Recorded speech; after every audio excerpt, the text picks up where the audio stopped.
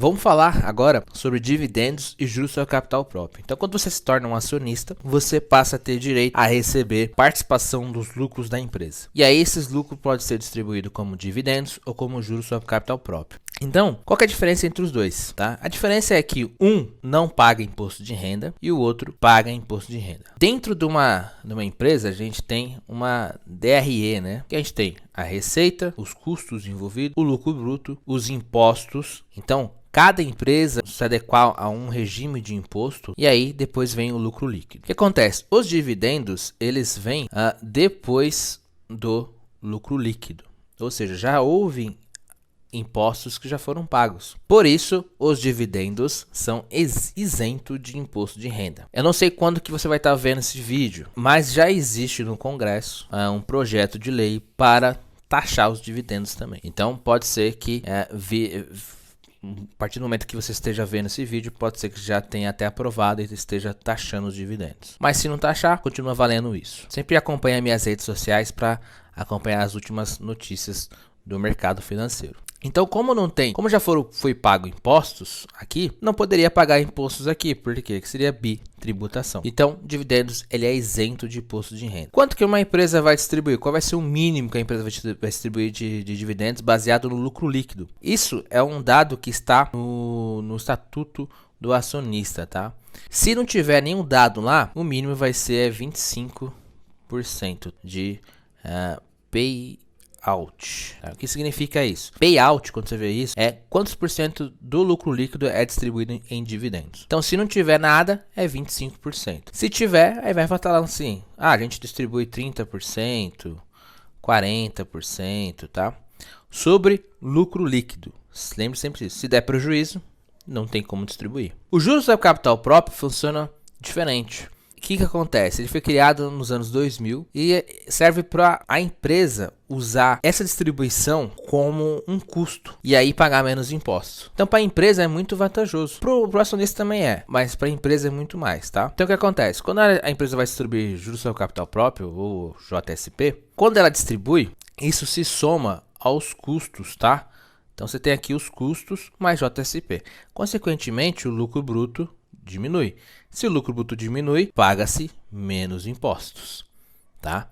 Então, por isso que o JSP, ele é tributado, na hora que é distribuído para você, em 15% de IR, tá? Então, você paga 15% de imposto de renda, direto na fonte, você não precisa se preocupar, o leão já vai lá e pega para você. Por que você paga? Porque quando ela distribui, é antes dos impostos, então não há tributação. Então alguém tem que pagar esse imposto. E aí fica para você. Então, para a empresa é mais interessante, por quê? Porque a alíquota, né, que é a porcentagem que cada um vai pagar, para o acionista é menor do que para a empresa. Então ela consegue distribuir, né, essa JSP, consegue remunerar os seus acionistas e consegue usar ainda na base de cálculo para diminuir os impostos. Então é muito vantajoso isso. Então, Elton, por que as empresas não distribuem então só JSP? Porque o governo não é bobo, né? Então, o máximo tem um limite que você pode distribuir por ano, que é baseado no patrimônio líquido, tá? Então, você tem lá uma porcentagem sobre o patrimônio líquido multiplicado pela taxa de juros de longo prazo. Então, acho que, se eu não me engano, é em torno de 15% no máximo que pode fazer isso.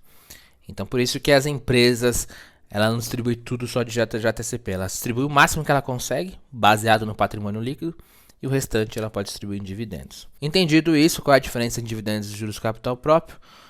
Vamos entender como é que a empresa ela vai anunciar isso, tá? Então, ela anuncia através de um fato relevante, tá? Para você encontrar o fato relevante, né, você sempre pode acompanhar de relacionamento com o investidor. Toda empresa capital aberto tem um site de relacionamento com o investidor, tá? O famoso RI da empresa. E aí ela vai soltar um fato com algumas informações, tá?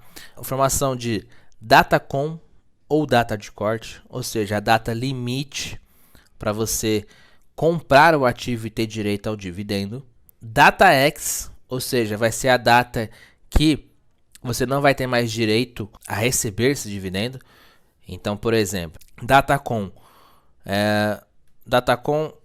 1/9 de 2022. DataX, 2/9 de 2022, tá? Então, se você comprar aqui nessa data, você tem direito. Se você comprar aqui, você não tem mais direito a receber, tá bom? E aí aqui é a data de pagamento, por exemplo, 30/9 de 2022, tá? É quando você realmente vai receber esses dividendos na sua conta, aonde você usou para investir naquela ação, tá bom?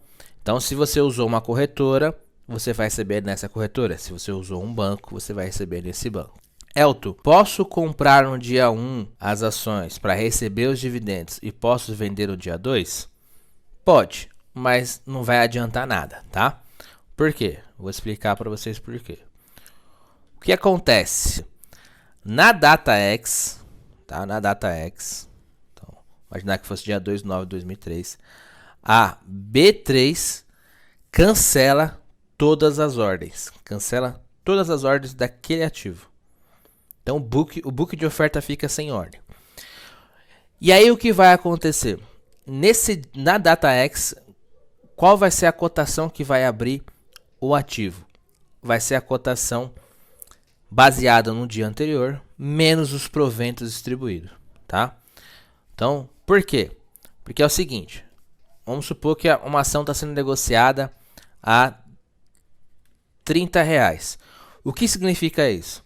Significa que o mercado está precificando essa empresa a R$30 baseado no que ela tem em caixa, baseado no que ela tem de patrimônio, de equipamento, de segurança, perspectiva de crescimento. Então tem tudo envolvido.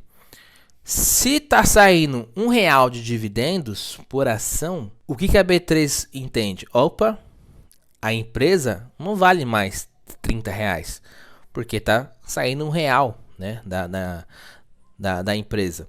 Então, vou avisar a todos os interessados em comprar que, opa, a sua ordem ela foi cancelada para que você reavalie qual é o verdadeiro preço da ação, tá? Você tem que imaginar como se fosse assim, ó, um outro exemplo. Você tem um carro, tá? Você tem lá um carrinho, vale 40 mil. Mas se eu tirar os bancos, ainda vale 40 mil? Não, vai ser 40 mil menos os bancos. Vamos supor que o banco custa R$2.000, então o carro vale 38. É a mesma analogia aqui nos investimentos. Então o que vai acontecer? Se você comprar 100 ações, tá? No dia 1/9, né? No dia 1/9, você compra 100 ações a R$30, tá? Então você investiu aqui R$3.000. Aí você vai ter os dividendos. Então, dividendos vai ser qual? 100 ações que você tem vezes R$1. Então você vai receber R$100. O que vai acontecer muito provavelmente no dia 2/9? A ação vai abrir descontada desse pagamento de dividendos. Ou seja, vai abrir a R$29, pelo menos, tá? Então, o que vai acontecer? Você tinha 100 ações vezes R$29.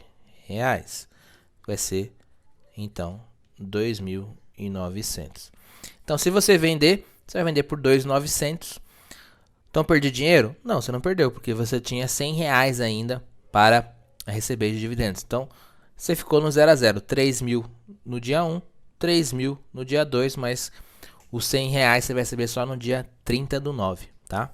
Então, por isso que não adianta você fazer essa estratégia de comprar num dia e vender no outro, porque os dividendos são descontados da cotação, tá? Então, não dá certo isso. Para que servem, então, os dividendos? Para quem investe a longo prazo, porque, com certeza, ao longo dos anos, vai voltar o preço acima de R$30 e aí sim você ganhou, tá? Ou como você não tem pretensão de vender, então não importa qual seja a cotação, importante você estar recebendo uma renda passiva. Beleza? Então é assim que funciona os dividendos.